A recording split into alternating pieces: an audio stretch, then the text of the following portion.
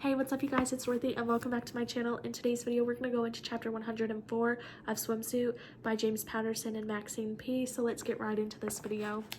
This video may contain sensitive topics and foul language. If you do not wish to continue, I suggest you click off the video now. You have been warned. Henry popped his knuckles in the backseat of a metered Mercedes taxi heading north from Orly toward the Rue de Rivoli and from there to the Place Vendôme. He was hungry and irritated, and at the ridiculous traffic was barely crawling across the Pont Royal on the Rue des Pyramids. As the taxi idled in at a traffic light, Henry shook his head, thinking again about the mistake he'd made, a genuine amateur boner, not knowing that John Rodolphe would be out of town when he visited Amsterdam earlier that day. Rather than leave immediately, he made a decision on the fly, something he rarely did.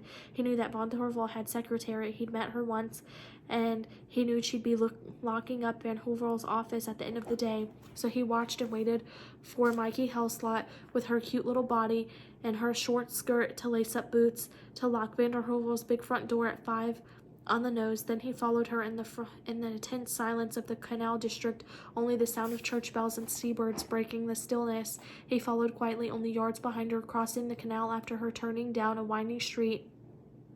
Then he called out, "Hello, excuse me," and she turned to face him. He'd apologized right away, falling in step beside her, saying he'd seen her leaving Mr. Van Heuvel's office and had been trying to catch up to her for the last couple of blocks. He said, "I'm working with Mr. Van Heuvel on a confidential project.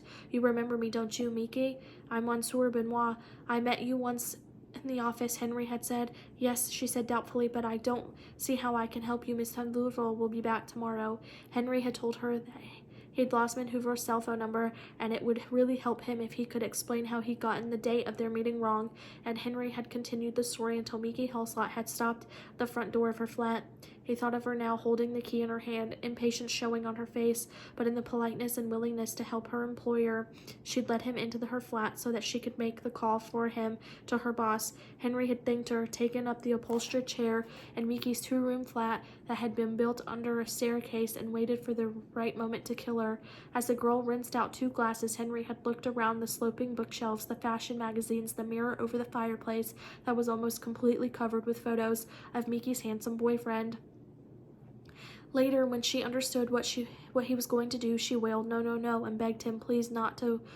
She hadn't done anything wrong. She would never tell anyone. No, never. "Sorry, it's not about you, Miki," he said.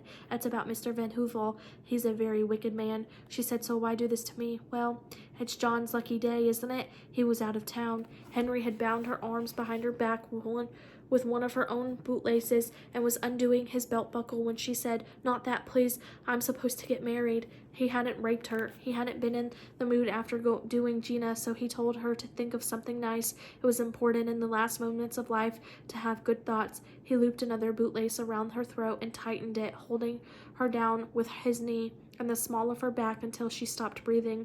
The wax shoelace was as strong as a wire as it cut through her thin neck as she bled as he killed her.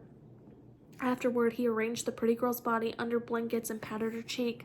He was thinking now he'd been so angry at himself for missing Jan that he hadn't even thought to videotape the kill. Then again, Jan would get the message. Henry liked thinking about that.